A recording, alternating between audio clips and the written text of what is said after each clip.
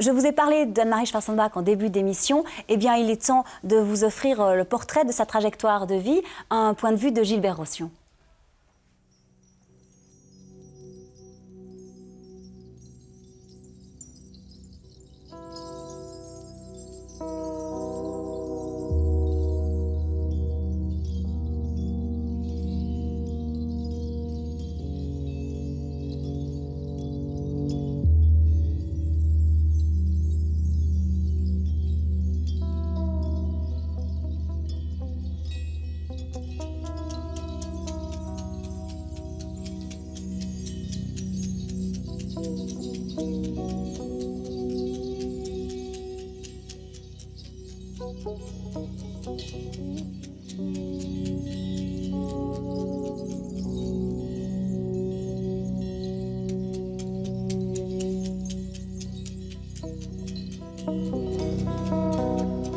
La vie ne lui a pas laissé le temps de vieillir.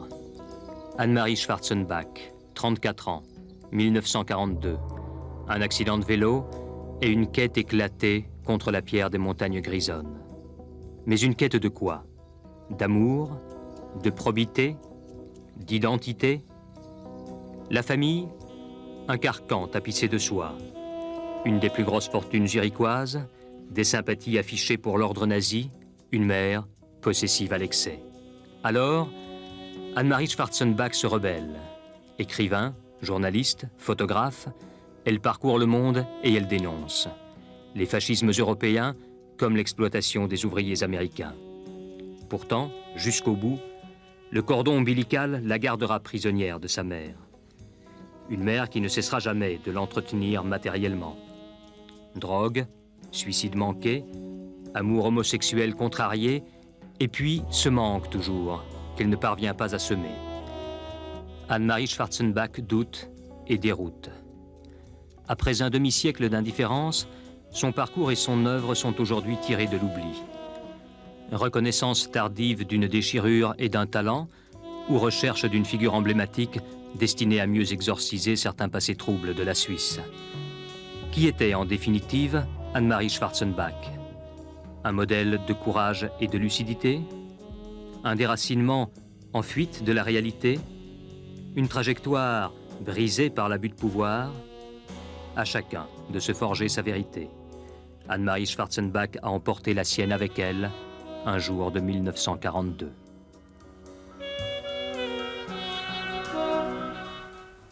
Maintenant que nous avons retrouvé ce personnage, Anne Bizanc, je relance la question énoncée par Gilbert Rossion sur ces images. Qui est Anne-Marie Schwarzenbach pour vous, tout simplement, puisque vous avez choisi de mettre en scène sa vie?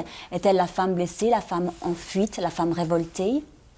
Oui, je pense que c'est d'abord une rebelle, mais c'est aussi quelqu'un d'indéfinissable. Et je crois que les trois questions de votre journaliste affirment cette chose. C'est que c'est vraiment quelqu'un qui résiste à une définition unique. C'est une rebelle de l'âme, je dirais. C'est-à-dire qu'elle s'est à la fois effectivement révoltée contre son époque, contre son milieu, mais aussi elle a vraiment toujours voulu, dans son combat et sa revendication politique, associer toujours l'émotion et l'intimité. Donc toujours elle a revendiqué l'amour, le désir, en même temps que son combat politique. Alors Anne-Marie Schwarzenbach, femme perdue, femme aussi éperdue de désir, Yvette Sgragon avait-elle une perception politique d'avant-garde pour l'époque? Je pense. Elle avait une perception très nette, par exemple, de la montée du fascisme, alors que personne ne s'en inquiétait. Très vite, elle s'est inquiétée, elle a été alertée, elle a lutté à sa manière. Et elle a aussi écrit, tout au début de la guerre, je crois, un article sur la Suisse, sur la neutralité suisse, qui était d'une clairvoyance incroyable.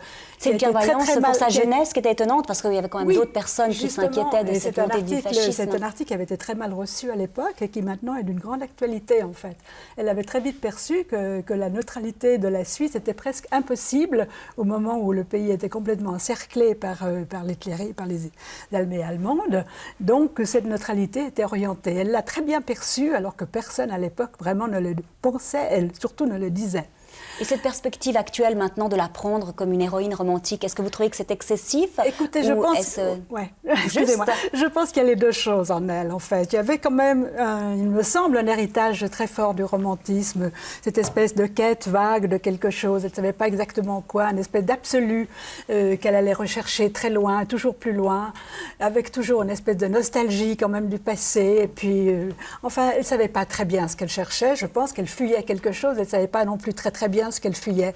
Et puis, en même temps, il y avait cette femme avec cette perception justement politique, très lucide de son époque, qui a écrit des articles, comme le journaliste l'a dit tout à l'heure, très remarquables justement sur la misère des ouvriers américains en 1937, du Sud américain, et qui a aussi dans La Vallée heureuse, donc ce livre que j'ai traduit il y a quelques années, des descriptions étonnantes de la misère, donc ça se passe en Perse, en Iran maintenant, de la misère qui régnait, des injustices, des paysages aussi. Et donc il y avait tout le temps, ça se sent très très bien dans ce livre-là, ce double mouvement, à la fois ce retour à elle-même, à ses propres problèmes, elle en avait plein, elle avait vraiment beaucoup beaucoup de problèmes, et puis quelque chose qui la portait vers les autres, vers le monde extérieur. Alors à la fois personnage paumé et personnage de clairvoyance, Anne Bizang, est-ce que cette femme ne pouvait pas réunir tous les éléments théâtraux pour faire finalement une pièce de théâtre exclusivement centrée sur elle? Pourquoi avez-vous eu besoin théâtralement de traiter à la fois le cabaret des années 30 à Berlin, à la fois Anne-Marie Schwarzenbach, à la fois la relation à la mer et d'autres éléments historiques qui parsèment votre mise en scène? Pourquoi tant d'éclatements alors qu'à elle toute seule, elle semble représentative de ces éclatements historiques? Oui, mais je pense que c'est important justement de citer ce qui l'entoure. Le cabaret, qui est une part effectivement importante dans le spectacle que nous avons monté, c'est toute la dimension qu'apporte Erika Mann, une de ses amies, une de ses amantes, qui est une relation déterminante dans sa vie. Erika Mann, effectivement, avait ce cabaret, La Pfeffer Mühle, qui était un cabaret résistant, satirique et politique, qui essayait de dénoncer les méfaits du nazisme et alerter l'Europe, au fond, sur les dangers du nazisme. Et je crois que c'était important, au fond, de situer Anne-Marie Schwarzenbach dans ce contexte historique, parce qu'elle est effectivement emblématique d'une génération, mais il faut parler de cette histoire. Parce que cette histoire, au fond, elle a beaucoup de similitudes avec la nôtre. Et notre souhait à Alain Besançon, qui a écrit cette pièce, et à la Compagnie du Revoir, qui a monté le spectacle, effectivement, c'était en même temps de parler d'aujourd'hui, parce qu'il y a des similitudes troublantes quand même entre l'époque troublée des années 30 et maintenant les tentations d'extrémisme, et puis finalement comment est-ce que l'individu se situe là-dedans. C'est important, me semble-t-il, de parler de ce contexte-là. Alors pour retrouver ce contexte dans son milieu théâtral, puisque la pièce est jouée jusqu'au 14 décembre au Théâtre de Saint-Gervais à Genève, eh bien je vous propose de voir un extrait de votre travail, Anne Bizang. Dites-moi, une femme de votre tempérament appréciera ma franchise. Comment la fille d'un prix Nobel de littérature peut-elle se produire en public de façon aussi vulgaire, aussi populeuse? Et dans la patrie d'adoption du Führer encore. Aujourd'hui, je reviens après une longue absence et je vous revois ensemble. Tu n'as pas changé. Toi non plus. Je suis née à Munich, je tiens beaucoup à la culture de cette ville. Il est important aujourd'hui de faire entendre la plus grande diversité de voix possible. Vous me déchirez, vous me mettez en pièces. Ça aussi, vous le savez, l'une comme l'autre. Un cabaret satirique. Je pensais que vous sauriez montrer l'exemple à ma fille. Après tout, vous avez de qui tenir. Votre père... Notre génération aussi doit prendre la parole. Mets-toi en colère. Ose au moins. C'est toi qui l'auras voulu. Ou alors change. Tout est si facilement pardonné. Ah, la culture n'est pas un jeu, vous savez. Elle doit assumer un rôle éducatif. Mener les esprits sur la bonne voie. La seule. Regarde-moi. Si vous le prenez comme ça, madame, il serait plus sage que nous parlions d'autre chose. C'est moi qui pose les conditions ici. Alors vous choisissez. Soit vous apprenez à vous tenir, à vous comporter en public de façon raisonnable, soit je vous interdis de revoir ma fille.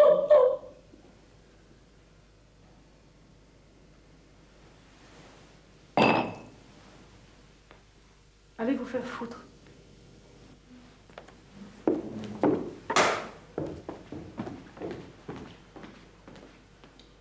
Ça n'est pas si grave. Rien qu'une colère, un gros orage. On en aura vu d'autres. Hein? Ça se répare. Non.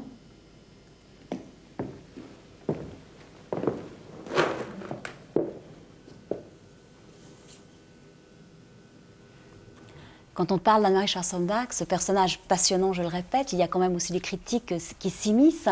N'aurait-elle pas pu lutter à Zurich? Pourquoi a-t-elle choisi la fuite? Choisit-on d'ailleurs la fuite? Ça, c'est aussi une autre question. A-t-elle agi aussi en enfant gâté? Quand vous entendez ça autour de vous, comment réagissez-vous, Anne Bizang? Bon, je trouve que c'est un peu facile parce que je crois que vraiment pour une femme à cette époque, faire ce qu'elle a fait, ça n'allait pas de soi. En plus, c'est vrai, c'était une marginale, c'était une homosexuelle, elle a vécu son homosexualité au grand jour, elle ne s'est pas cachée de ça. Je crois qu'il y avait beaucoup de courage dans le personnage, elle a fait des voyages, notamment avec Ella Maillard, mais on peut imaginer que deux femmes seules voyageant en Afghanistan... Un voyage raconté dans La Voix cruelle. Voilà, ça n'allait pas de soi quand même. Je crois qu'aujourd'hui, on hésiterait encore à le faire, donc à l'époque, ça devait être encore quand même un acteur d'autant plus courageux. Et c'est vrai que c'était d'autant plus courageux avec ses origines, je dirais, de s'afficher clairement contre un certain establishment et de dénoncer au fond la compromission de ces milieux avec des milieux extrémistes. Alors se détacher de son milieu, se détacher de sa famille, en même temps ne jamais réussir à couper le cordon ombilical avec sa mère, ça c'était aussi primordial. C'est-à-dire que je pense qu'elle a dû vivre effectivement une relation d'abus, je dirais, dans son enfance avec cette mère, une relation probablement de type incestueuse. Donc on sait que ce sont des relations dont on ne se libère pas facilement.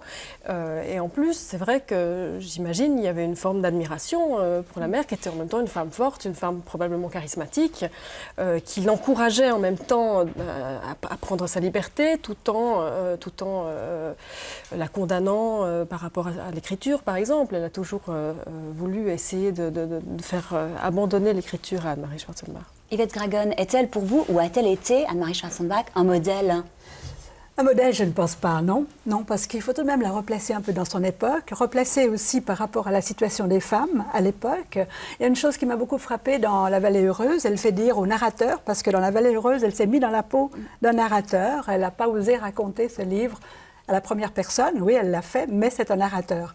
Donc, c'est la même histoire un peu que ce livre qui s'appelle La mort en Perse, où elle parle alors en tant qu'elle-même. Elle s'implique dans le jeu. Elle a repris le jeu, mais en le mettant dans la peau d'un narrateur. Et dans ce livre-là, elle a écrit une phrase qui m'a frappée beaucoup. On m'a fait cadeau d'une terrible liberté. Donc, c'était en fait une époque où les femmes ne savaient pas que géraient bien leur liberté. Hein. C'était à la fois un cadeau, quelque chose qu'elles voulaient, et quelque chose dont elles avaient très peur. Et c'est vrai que toute la vie d'Anne-Marie Schwarzenbach, il me semble, est marquée par cette espèce de peur, par cette espèce de désarroi devant la liberté, devant toutes les possibilités qu'elle a, et qui, justement, l'effraient. Daniel Piccoli, vous avez découvert cette femme en cours d'émission, j'imagine. Réaction à chaud? Moi, je veux dire, au-delà de la figure androgyne et puis d'un espèce de dandysme un peu blessé, moi, ce qui m'intéresse, c'est cette femme est très très bien placée et c'est exemplaire comme itinéraire parce qu'elle est une minorité, elle est décadente pour un régime et donc elle est mieux placée peut-être que les autres pour s'apercevoir du danger du nazisme. Et je trouve ça toujours intéressant que parfois la prescience soit du côté des minorités exposées. Et je pense que c'est quelque chose qui aujourd'hui, faut qu'on y pense, parce qu'il y a parfois des voix qui s'élèvent et on a, disons, un peu de mal à les écouter. Et je crois qu'ils ont une sensibilité par leur position, par leurs engagements, par leur situation. Être femme homosexuelle dans la montée du nazisme, ça veut dire un jour être dans une situation extrêmement difficile. Et je pense que c'est intéressant dans une société que d'avoir ces femmes dans cette position-là, ou ces êtres dans cette position-là, parce qu'il faut les écouter. Ils sont souvent en avance sur nous.